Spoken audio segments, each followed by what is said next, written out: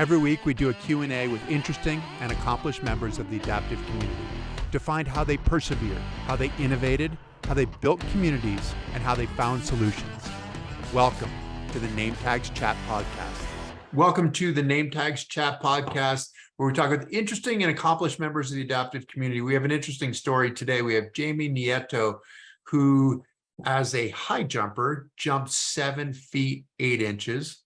He competed in the Olympics. He won the trials. He's an actor. He's a producer. He's a writer. He also, reason he ended up here is he was doing a backflip, and it didn't go quite as well as he had hoped, and ended up having a spinal cord injury. And he's in the midst of a massive recovery as well. So Jamie, thank you so much for joining us. Thank you for having me, Chris. This is really cool. I mean, you've done, just in looking at your introduction, you have run the gamut of so many different things. I kind of want to start with the high jumping thing, because for me, just watching high jump, it's kind of like you guys defy gravity. Like, this is it is a different world than anything else, where you're jumping over a bar that is 1 foot and 4 inches over your head. Yeah.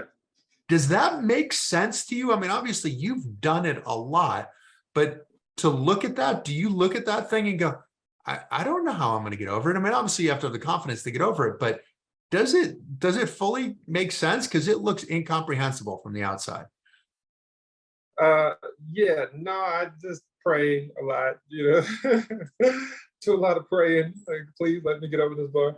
Yeah, I mean that, but also, you build up to it, you know what I mean? It's one of those things. I started as a junior in high school, and I'm 6'4", and my goal was just to jump over my head. I thought that'd be cool, and eventually I did that, and just kind of kept progressing as you get higher and higher. I used to kind of have this thing where I would never really get too close to the bar, because when you get too close to the bar, it looks like unfathomably high. But if you stay back like 70 meters or whatever, you're like, oh, it's not that high. I don't want to say meters, I'm sorry, like 70 feet. It's not like that high. So it's like, okay, maybe you can kind of like eye over it, you're like, I can maybe get over that, you know what I mean? And so I never really got too close to the bar, just for that simple fact. It's kind of that vanishing point where it's like everything starts getting a little bit smaller if it's farther away. So Exactly. So you have to have awesome respect for the bar and for the process too, right? How many steps is it for you? And you jump off of your right foot, right? Yes. I took 10 steps. So that's kind of an average. People go 12 or more sometimes. Sometimes they go, 8. Even at 6 is kind of very rare, but I think 10 is around the average that most people do.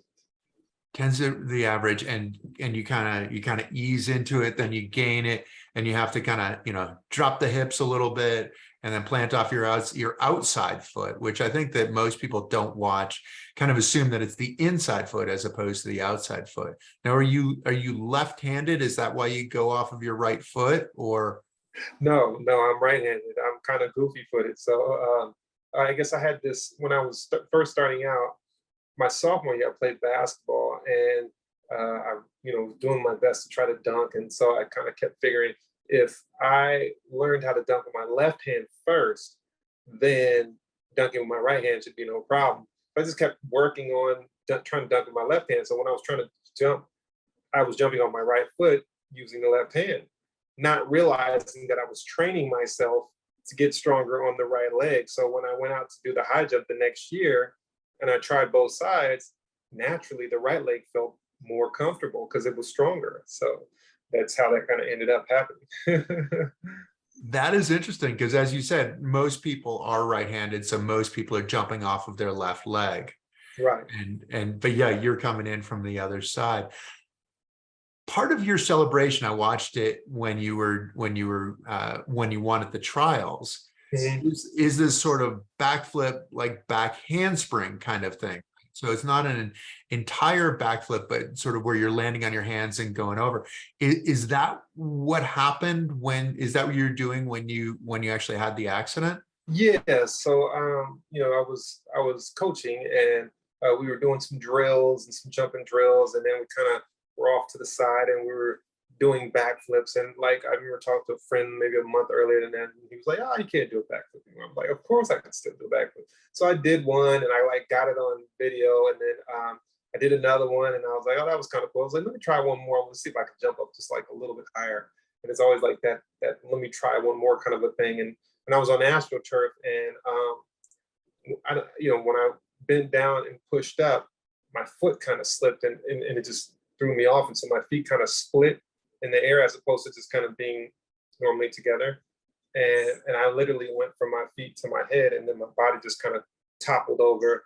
And at that moment, I heard a voice that said, "Don't worry, you're gonna be okay. You just got to go through this." And I felt like that was like the voice of God telling me, like, this is gonna be tough, but you're going to make it, you know. And so at that moment, then like all these like kind of like my life kind of flashed before my eyes, and I was thinking about, I mean, this is all happening in split seconds, you know, and thinking about people who were in wheelchairs that made a comeback, people who broke their neck and came back, like all these different, and then my life and just all these different things. And then, all of a sudden I kind of snap out of it when the athletes comes over and looks at me, and he's like, and I'm like, "Call 911, I'm hurt real bad." But I couldn't really talk very loud because when you injure something so high, which was the disc between C3 and C4, it slipped and bruised the spinal cord. It affects your diaphragm. So like breathing was super hard, and talking at any loud level was another very difficult thing. So these are all things that I had to kind of relearn to do again, and build up a tolerance and a strength for, after the injury. So.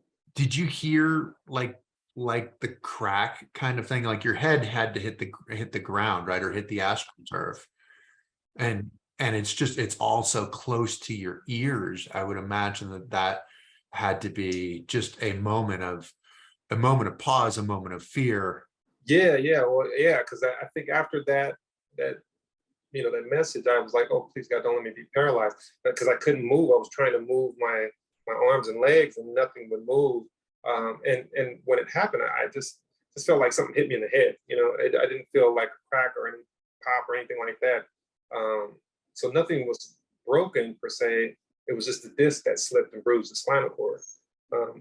And then I had like a little bump on my head, but it wasn't too serious. But yeah, that's pretty much what happened. Wow. And so where did it go from there? Because your wife, Siobhan, right? Siobhan? Yes. Right. Yeah. It was an Olympian as well, running for Jamaica, but she decided that she was going to take some time off and actually be with you, that this was the journey. I mean, so many people look at the Olympic journey and go, that is like the quintessential journey that you can be on. But she joined you on this journey. And it sounded like from the beginning, you weren't accepting what, the circumstances, what people might have thought, right? That they said, "Hey, you're going to be paralyzed. This is the way it's going to go." It sounded like, when was that from the beginning, or did you have a moment? Did it work between the two of you? How did you come to that realization of like, no, you don't know me. This is what I'm going to do. Yeah. So yeah, my wife is also a two-time Olympian, and that year she was going for her third Olympics, and she was in the middle of the season, and April is when it happened of 2016, and she was trying for that team, and then this happened, and she got the call, and she was still trying to train for a little while, even while I was in the hospital, and I think she just kind of came to the realization like this is too hard for her to do, to be able to like focus on me and focus on track at the same time. And her love for me ultimately put her in a position where she decided to make a decision that she was going to give up track and field and retire right then to help me get back on my feet. Was there, did you say, no, you need to go do this? Like, I'm going to find my way. No, definitely. I was like, I don't want you to have to do that for me. Like, you don't have to do that. Like, I'll be here. You can still continue to train, go and come back. I'll still be here, So, but she just couldn't focus and she couldn't do that. And, and ultimately her giving up that dream, you know, I learned so many things, but at that moment too, I decided that whatever else she was passionate about, I was going to help her to be the best at and help her be able to achieve that dream, whatever that other thing was. And the other thing was singing. And, we talked a little bit briefly about that. And so once I got out of the hospital, I just started encouraging her to start writing again and start singing again. And, we found a producer and we made a few songs, and we found another producer that we really liked. And we made some more songs. And, she wrote a song that she wanted to dedicate to me called Through the Good and the Bad. And so I'm kind of jumping around a little bit, but also, we had, before the injury, we had talked about marriage and everything. And I was starting to save some money so I could buy a ring. And then the accident happened. And, but I was waiting kind of till after the Olympics before I was going to propose. And, but obviously we didn't get to that point. So when I was in the hospital, I told her, when you get injured, so many, especially like, I felt like it was so close to death. Like, I felt like, you can't take things for granted, like we take so many things for granted, in our life that we don't really realize that it's a blessing for us to be able to do, just getting up in the morning, being able to brush your teeth, like getting out of bed, obviously walking, like those things, you don't have to be doing those things. Somebody could be doing those things for you, So I just started to realize, all the things that I took for granted, and just realized that, tomorrow's not promised. And so, while we were in the hospital, I said, hey, I'm ready. If you want to get married, this is after she had decided to quit track and field and retire. And she said, no, let's wait till you get out of the hospital and kind of get back on your feet. And I said, okay. And so, I was in the hospital for like 2 months, and then eventually I got out. And maybe a month or two afterwards, I said, I still want to do this. And she was like, okay. And so we went and started looking for some rings. And then I found a ring and proposed to her. And I told her that, I want to walk her down the aisle. I said, that's my goal. And so this was like, the end of 2016. And so I started training. At this point in time, I was barely like standing on my feet, and I was trying to take steps. I was like maybe falling into like 2 or 3 steps, at the rehab facility that I was going to. And so, I just you've definitely gone through a lot of stuff in a short period of time. So let's take a little bit of a step back. So in the hospital, you broke C3-4. So C3-4 is really high. And the higher the level you break, you said it affected your diaphragm. But the big differentiator for a lot of quadriplegics is whether you have tricep or not, as far as function. So you did not have tricep. You did not have great hand function. No, nothing was moving. From my chest down, nothing was moving when I first got injured. And it took some time for things to come back. It was definitely hard. I think it took at least a month or more before I started to have any little bit of movement in my finger, and we were trying to do stuff and nothing was happening. And every morning after I got out of ICU and I got to the rehab hospital, every morning I woke up, I was just visualizing myself. I had these phantom movements. Even though I wasn't moving, I could feel myself moving. So I would squeeze my hands and open them, squeeze my hands and open them. And I was doing sets of those in the morning. I'm saying that nothing was happening. My hands weren't moving, but in my mind, they were closing and opening, closing and opening. So I was doing it. I kept doing that for like 2 weeks. And then after 2 weeks, then I had a little bit of a twitch of some fingers. Maybe 7 of the fingers started to kind of move a little bit. And then eventually later that week, I think all 10 finally moved. But I didn't break C3 and C4. They were still fine. it was just the disc that actually slipped and bruised the spinal cord. So what they had to do was pull the disc, put it back into place, and then fuse C3 and C4. So that's what happened. And then it was just kind of a waiting game. The doctor told my wife, girlfriend at the time, that I would probably regain about 30% functionality, which is, probably feeding myself kind of a thing, And being a quadriplegic, I mean, breaking your neck, there's a higher likelihood of being an incomplete injury with breaking your neck than there is sort of breaking your back. And so that had to provide a little bit of hope. What was the thought process? I mean, obviously you were doing whatever you could, right? You're going to the phantom, opening your hands, closing your hands. But what's the thought process? Because it had to look like a really long road.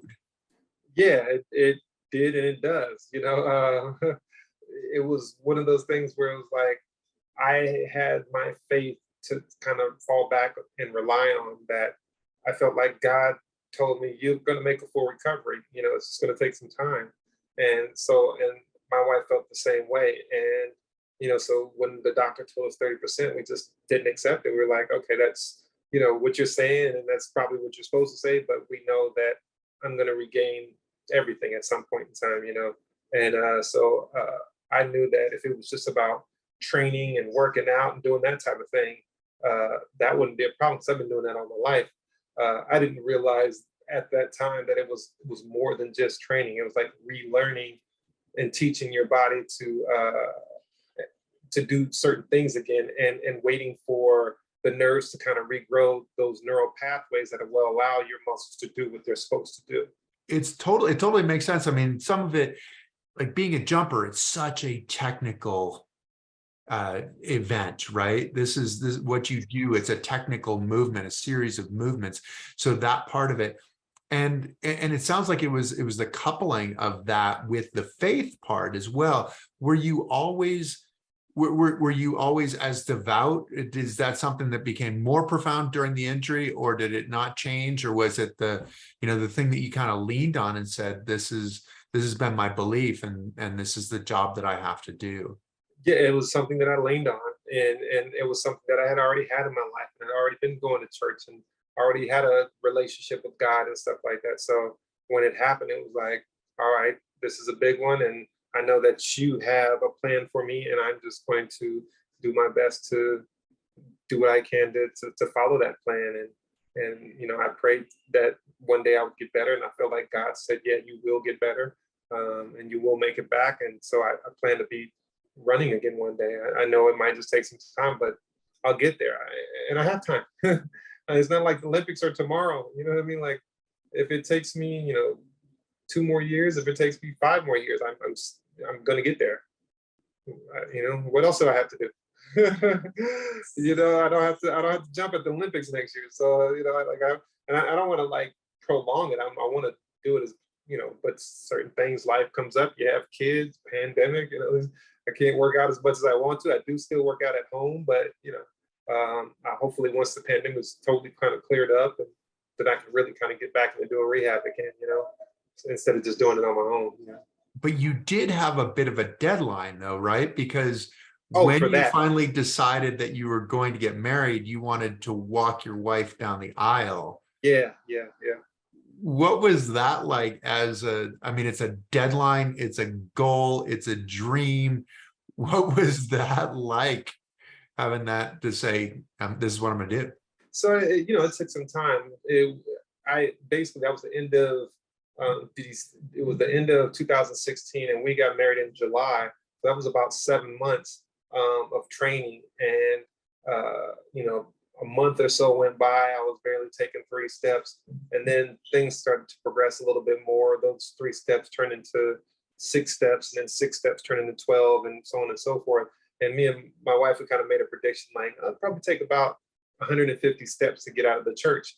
And I was like, okay, so that's my goal. Let me shoot for 150 steps. So I started to literally train like the Olympics. So I kind of planned back from July 22nd being the day that I want to peak, and kind of went all the way back to January. did all my hard base work for the first 2 or 3 months of like training and lifting weights and all that stuff, and then slowly tapered down to July. And then, the last 2 weeks as I was getting ready for the wedding, I think I had finally took 150 steps. And I told my wife, I was like, yeah, I did it. I took 150. And she said, all right, great. Now do 200. I was like, oh.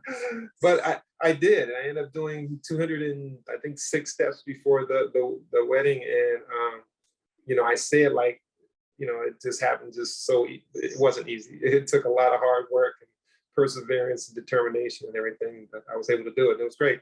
We got a lot of publicity from it too. And, we have the ESPN Sports Center feature that's, online and stuff like that. And LA Times, and a lot of people came to the wedding and covered it. And it was a blessing. It was really awesome. You talk about how similar it was training for walking down the aisle as it was training for the Olympics.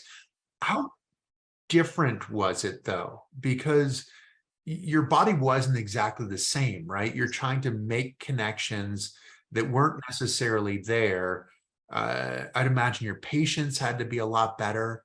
How much of it was different than, did you have to approach it sort of physically differently? Yeah, definitely. I had to really kind of do the things that I can do, those, whatever it was that I can do, those are the things that I worked on, and the things that I couldn't do or I wasn't as good at, then I could do those a little bit, but I wasn't 100% focused on those things. So it was like really just maximizing my strengths and weaknesses and trying to make the weaknesses better and make the strengths even more better, if that makes sense. Right. But some of the weaknesses, you didn't know if those were going to be weaknesses or just like a blind spot, like a just this just doesn't work. Yeah. And it's kind of like when you're training, you can train harder to strengthen your weaknesses. But this is a synapse that doesn't fire. This is right. Yeah. I mean, and from that standpoint is I just kind of kept my faith that what I need to do, I had the ability to do it, but I needed to just work at it, and even now, when things aren't happening the way I want, I try to just relax, and if I have to pray, then I pray right then and there, and then I'm able to do it, or I'm not able to do it, and I just move on. You know what I mean? So, obviously, I know that everybody out there, it's not always coming back, and those things aren't always firing and happening. I get it, and it's just one of those things. I think you just really got to keep working at it, no matter what. I think eventually it will happen, depending on the injury and what's going on. My coach always told me, the body can handle enormous amounts of stress, and you can train it to be able to handle that stress. And so that's what I was kind of thinking of as I was like training. Is like my body is super stressed out. The muscle strength has all went down to zero for the most part. And I'm starting with the deficit, but as long as I have something that I can work on, then I'll work on that, and then hopefully that will lead to other things. And it did, thank God, Exactly. What were the nerves like? Your nerves on the day of the wedding. So you've jumped in the Olympics, you have your 10 steps, there's the precision, that you're going to have to do 150 steps plus or minus a few. It sounds like you didn't do all of the math, so you didn't know exactly how many steps. Right. But suddenly you had all of these people watching you. You've had all these people watching. You've had billions, millions, billions of people watching you throughout your career. Right. Yeah. But this is a little bit more intimate. What was that like? What were those nerves? Because I mean, obviously it's a big day anyway. Mm-hmm. Yeah. No, I was more nervous, I think, of falling. Yeah. Like, I think that was the biggest thing. Like as I walked in, a friend of mine kind of like held under my arm, and then once I got onto the podium or the pulpit, I stood there, and I had my cane nearby in case I felt tired. And then I was like, okay, I can't do this. Just give me the cane so I can at least lean on the cane. But my pride and sheer determination was like, get that cane. I'm not gonna touch that Well, cane. you're a performer too, right? I mean, you performed, you were in the spotlight. Yeah, and I trained for this, so like I knew that I was ready. I was just, I think, more nervous of just standing there and, like making sure that I didn't fall. And I felt like, like I had my balance pretty good, but I still could lose it. And then my wife comes in and she's singing a song. I didn't even know she was going to sing a song. She's singing a beautiful song coming down the aisle. And now all of a sudden I'm starting to tear up. Now I can't really see it. I'm like, oh God, that's definitely not what I want to do. Because if you can't see, your balance is definitely gonna go. So I couldn't look at her as she walked down the aisle, and I just try to hold the tears back as best as possible. But it was a beautiful moment, and thank God it all worked out.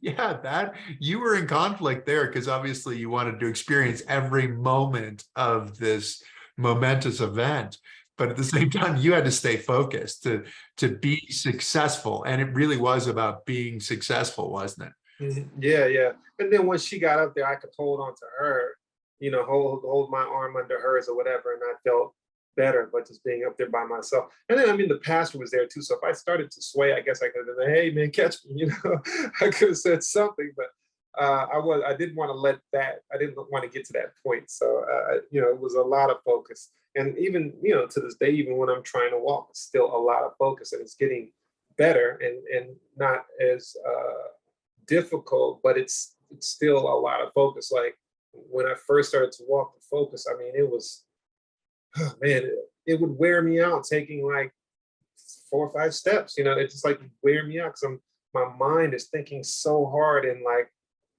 I guess every little stabilizer muscle in my body is firing too, and some working and some not really working, and some fighting against me and some not fighting against me. Like, so it was like I would be like tired after doing a couple steps. I would just be really, really drained. And now, it's been some years, and thank God, I don't get as tired. But if I was to go outside with no crutches or cane or nothing and just try to walk, that'd take a lot of energy. Because I'm gonna be like concentrating a lot.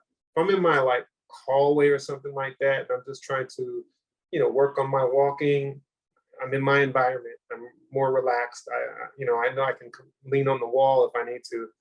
But if I'm outside in a different environment, if I fall, I could really hurt myself. Like anxiety levels go up a lot higher. And it makes it a little bit more difficult. So. It's amazing because when you think about it, right, you never thought about taking a step. Like beforehand, you would walk. You'd say, well, I'm going to get up and I'm going to walk. Right.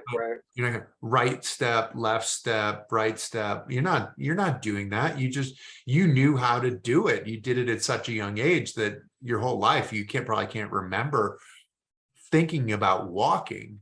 But now you have to think about like every moment of walking, and it's this conscious thought, and it's so exhausting.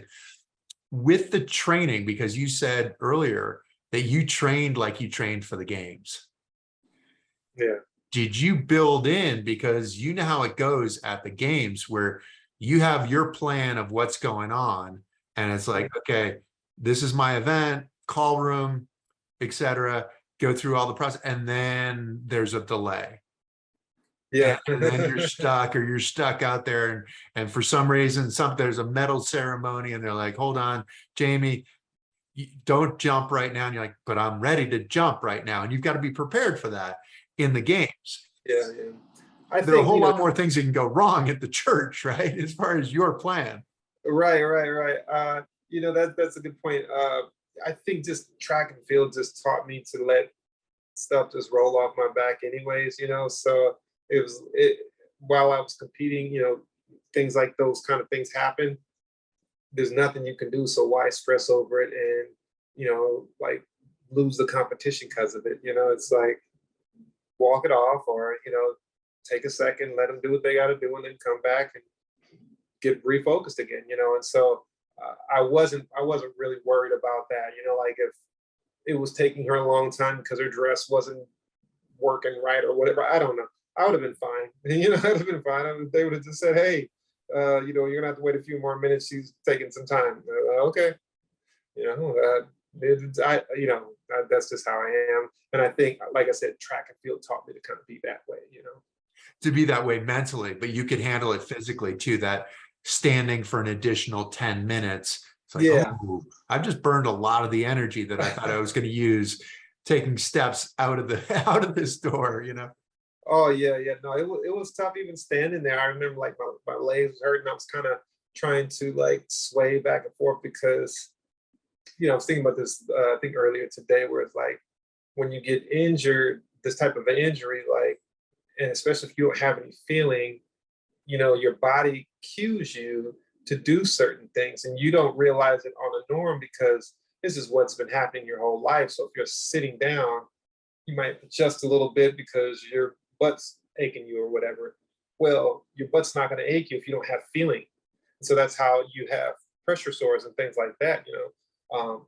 And so that's kind of what I was doing. It was like I was standing there, and because the feeling, I have impaired feeling, so it's not 100%.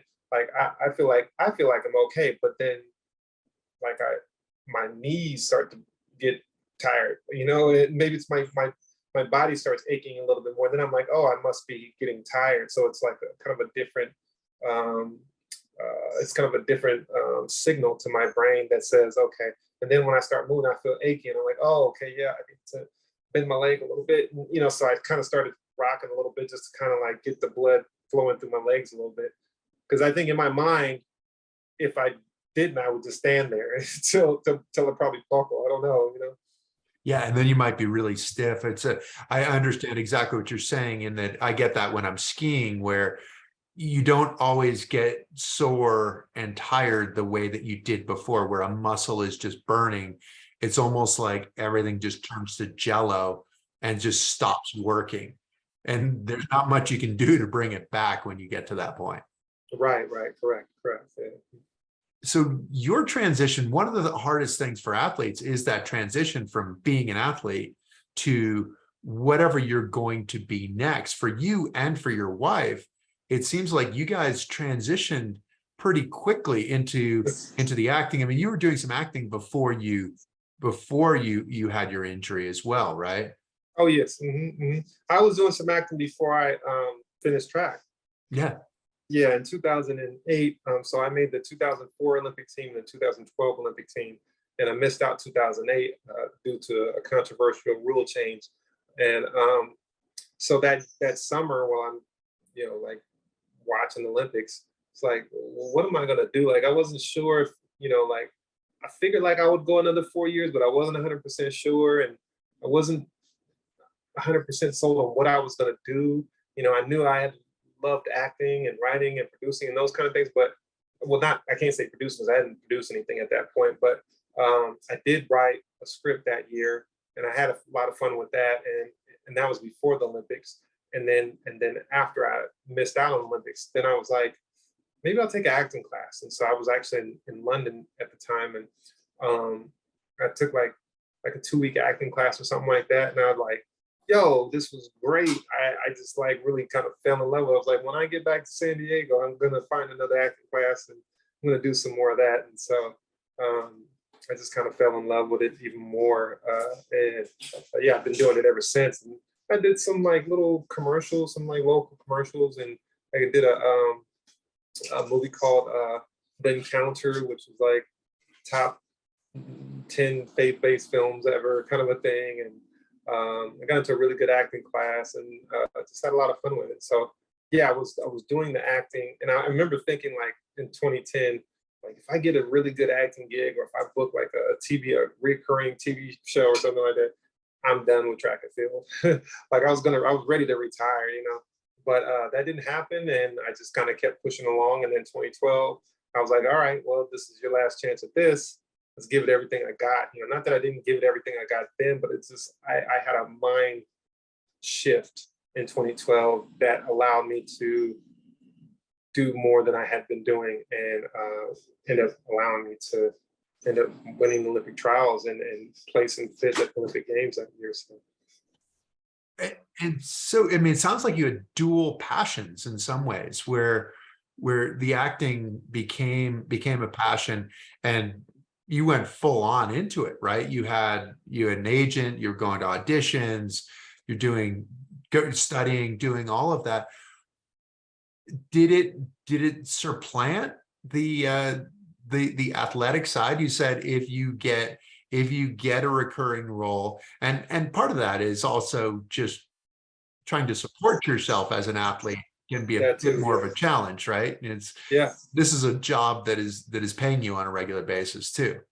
Somewhat. Yeah. Track and field is you're only getting paid how well you do. So if you're doing well, then you're probably making decent money. But if you're not and you're doing just okay, you're not making that much money. So you have to have sponsors or outside little hustles to kind of help supplement your income. So and that's why I was saying, like, if I was able to book a reoccurring role or something that would supplement my income on a normal basis, I'll do that. I'll go there because that seems more, at the point in time, it seemed more stable than what I was doing with track and field, and the sport was changing, and there used to be like 3 tiers of meets. There'd be like smaller meets, medium meets, and bigger meets, and then the bigger meets got even bigger, and then cut out all the medium meets. So now there's only small meets and big meets, and so if you're not in the big meets, which is like the top 10 in the world, you're not making good money. You're going to small meets that are possibly paying 500 euros to win, or appearance fee. Like, it just, and then how many of those are you going to do? You're going to do 5 of those and make $2,500 or something. You know what I mean? Like, so it became more difficult, and I really feel for the athletes now, because that's a lot of what they're going through. Is if you're not top 10 in the world, you're not going to the big meets, and it's hard to make money. So, but yeah, so, and acting again is equally kind of like, up in the air as well. It's like you're not booking things every day, kind of a thing. I mean, most actors don't, so I've been lucky to book a few things now, which is great, and I'm just praying that helps to keep that momentum going, and I'm able to like book some more things. But then that's why I started writing as well, to like kind of, and producing as well, to kind of just do other things, so I don't have to be 100% reliant on somebody to say, oh, we like him. I can do my own things. Which makes it a little bit easier when you're going into auditions, because they can smell that desperation, can't they? When you're like, I need this job, I really need it. And you generally don't really get that job if you really need it, right? Yeah, exactly. And how did Siobhan's music end up working out? So you said she sang at your wedding. Yeah. So yeah, we came out with a music video. She wrote that song for me, called "Through the Good and the Bad," and then we released the song on my birthday, and then, which was November 2nd, and then we came out with the music video maybe later that next year. Wait, was that right? Oh, sorry. We released the video November 2nd. We had released, I think we had released the song. It was February. It was Valentine's Day. And so, yeah, so we released the song, released the music video on my birthday. And then a couple months later, America's Got Talent had saw the video and reached out and wanted her to be on the show. And that was just an amazing experience, to be able to meet Terry Crews and Simon and Howie and all the judges, Sophia. But it was also kind of a weird time, because it was like right before the pandemic happened, and so like she did the first round, but it was still kind of like, what's going on, kind of a thing. And literally her first round was March 13th, 2020. So Which was a Friday too, right? Friday the yes. 13th. Yeah. Yeah. And then the next day, lockdown, and so and she also was 4 months pregnant at the time too. With our first kid. So it was, I mean, the judges loved her. If you go back and watch the video, they all gave her yeses. I'll make sure I'll send you the link if you haven't seen it, but they loved her and they wanted to move on to the next round. Well, then the show kind of was up in the air, and are they going to come back and do it? Everything was kind of like, who knows what's going to happen. And they decided to go to Vegas and do some stuff in Vegas. And it's crazy because like the place where they actually auditioned is literally 5 minutes away from where we live. They do the auditions in Pasadena, which is kind of crazy. We never knew that. We've been living here for years. But anyways, so that was cool. But now they're trying to do it in Vegas, and we weren't quite sure. And she was pregnant, and so we just decided to like step away. And if it was meant for us to kind of come back maybe next year or the year after, then we would do that. But we just didn't feel like it was worth it to continue on with the show. But a lot of people loved the story. They did an amazing job. And the video came out great, and yeah, so that was that. And then now just recently, as I was telling you before we got on, we just released a new song, or she just released a new song called Born to Be a Star, and we're dedicating that to our new baby that she's about to have at the end of this month. So and dedicated to both of our kids, so which was 2 years ago, our first kid, and then now our new kid being born soon. So yeah, definitely excited about that video. It's on YouTube. People just go to ShavonMusic.com or just type in Shavon Music in their YouTube. They'll be able to find her pretty easy. It's SHEVON. So Shavon Music, pretty easy. Okay, well, we'll post it as well off of this link so that people can get to it too. But you guys have gone from challenging environment to another challenging environment. I mean, you talk about just the challenges of America's Got Talent, and you think this can be a launching point. Like this can be that moment that gets me to the bigger producers, that gets me to a tour, that gets me to this, that gets me to that. And then you have the pandemic. And it's funny, do you think about the objective of kind of being that close to the margin kind of thing?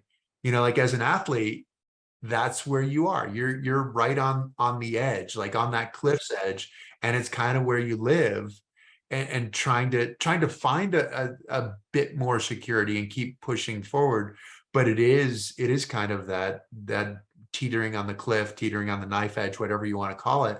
And then acting and music can be that same kind of thing. Is there something in you guys that draws you to that kind of a challenge? I don't know. I mean, I think we just go for the things that we love and the things that we dream about. I think we are dreamers in the beginning, because I don't think that, maybe normal or rational people think, hey, let me be an Olympian. Hey, let me see if I can go jump over this 7'8" bar.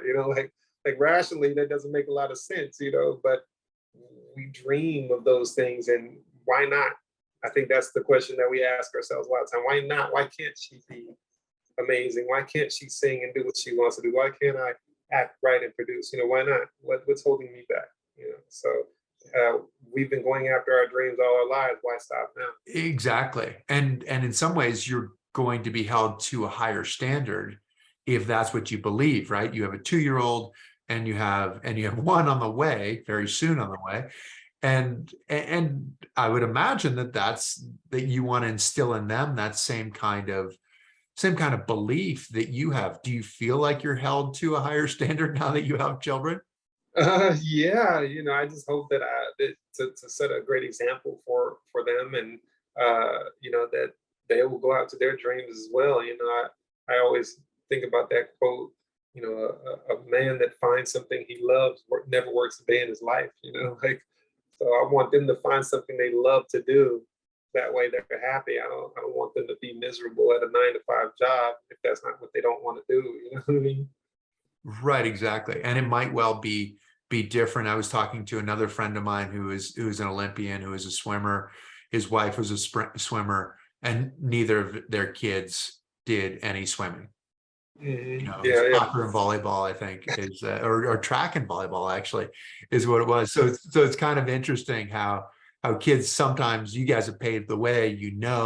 When like just talking about like your rehabilitation, in some ways, how the body works. Like just just trying to get your quad, basically your knee up to parallel or up to 90 degrees.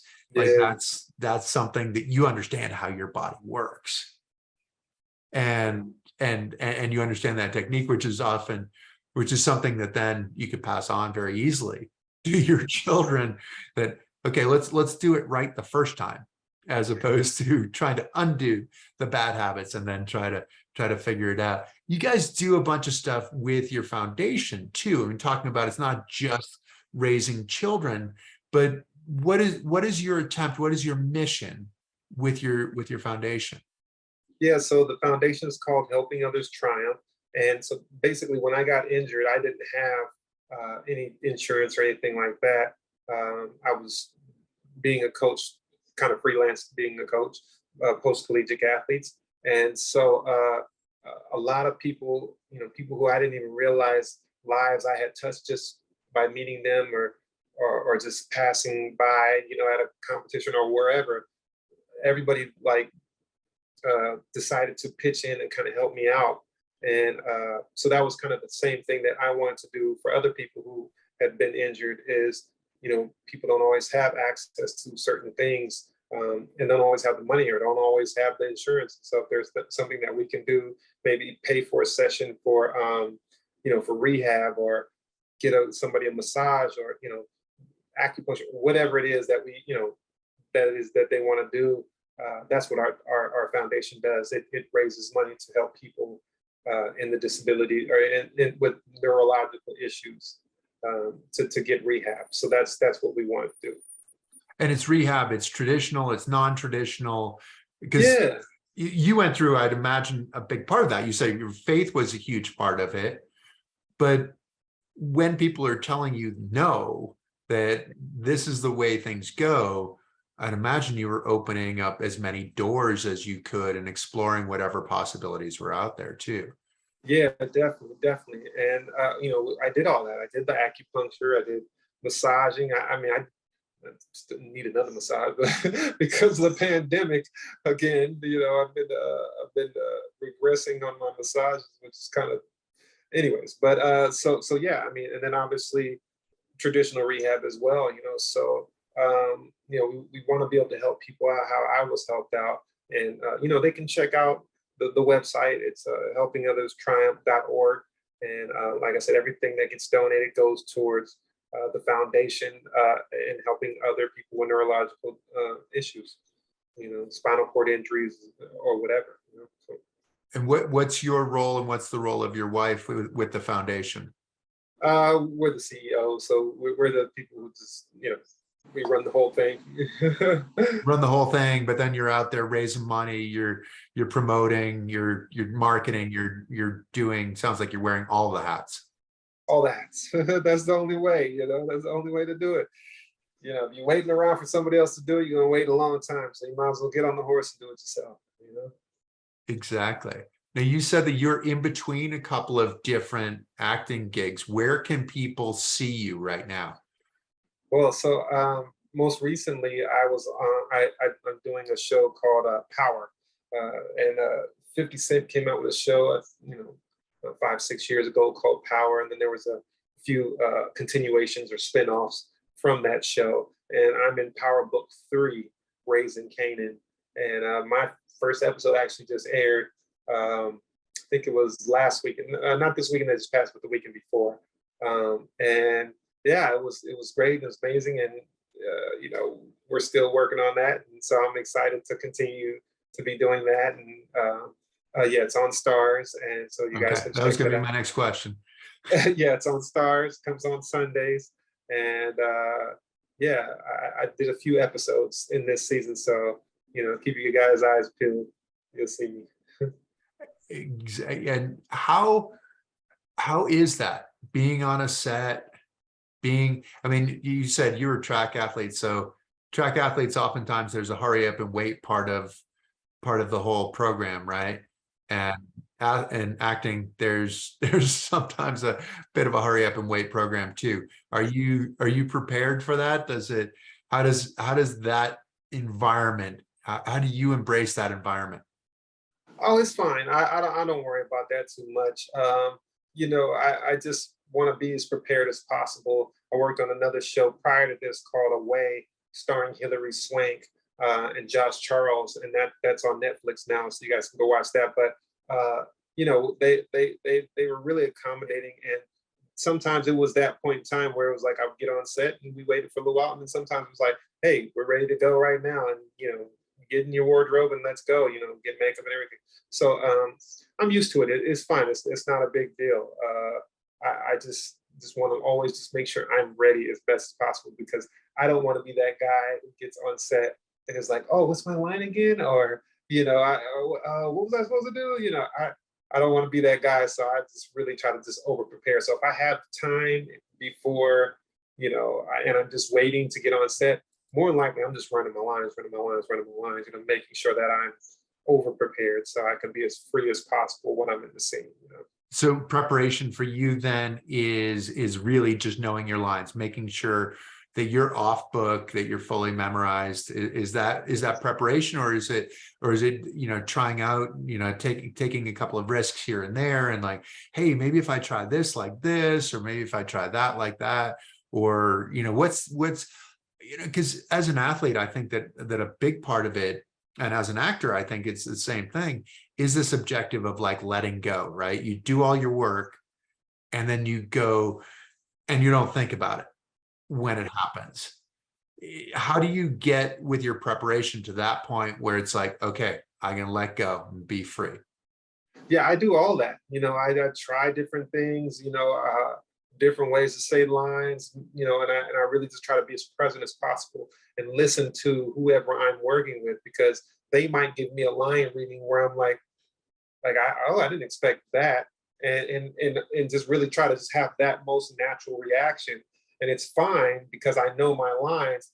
Now I can react to that, whatever they just gave me. You know what I mean? And hopefully, I'm doing the same thing. I try not to be the same on every take. Sometimes I am, just because the director is like, okay, we like that, let's stay there. Cool, I'll stay there, no problem. But if you're still letting me do stuff, let me try it this way. Let me try it this way. Maybe I'll improv a line if you're okay for me to improv a line. And because I write, I think about those things a lot as well. And so I might add an extra line to give something a little bit more. And sometimes those things make it in. I mean, this last show, that came out a few weeks ago, I think I had like 2 or 3 improv lines that made it in, which was really cool. So yeah, so it's all that. Yeah, you just want to be as prepared as possible. Kind of like high-fiving yourself afterwards, sort of thing, like, hey, I got a couple of my improv lines in, things are good. Yeah, exactly. How is that? Because so much of acting is funny in a way that there's a fair amount of endurance in acting, where you're doing it, you're shooting over and over, you're doing another scene, and you're trying to bring that same energy. You're a guy who is bringing energy to jump over 7'8". Yeah. Is that a part of it? Like being able to bring that energy and know that you have it? Like it's endurance, but it's explosive at the same time.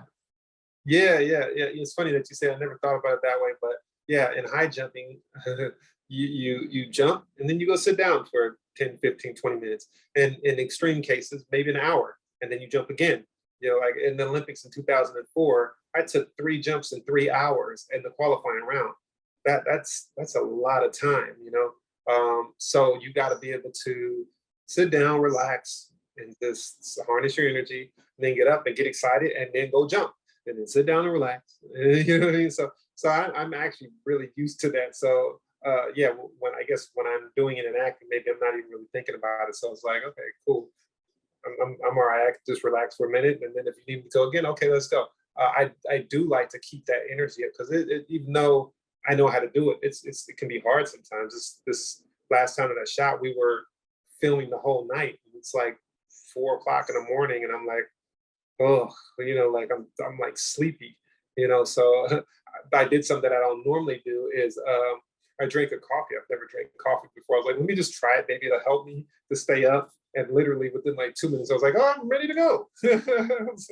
Why haven't I done this before? But Yeah, so and I felt like I had good energy, for the rest of the night, which was good, or rest of the morning, I should say. Right, right. Yeah, the middle of the night, the dark part of the night, or whatever it is. It's yeah, I mean that's the hard part. That's the behind the scenes that people don't get a chance to see. Like Yeah, being at the Olympics, they don't get a chance to see that it's like getting from the village to the venue to this to that, going through security, yeah, everything that the you're like, waiting wow, room. I'm kind of Yeah, tired by the time I get there. And acting's that same thing where it's like, yeah, you just don't give your line once and then you're done. And sometimes they're shooting out of sequence and oh yeah. yeah, so you're not building that arc. You're like, okay, this is the really important scene. This is the one where you have the the transformational breakthrough, and you're like, okay, and now we're going to go back and do the one where it's the opening. And Yeah, right, so right.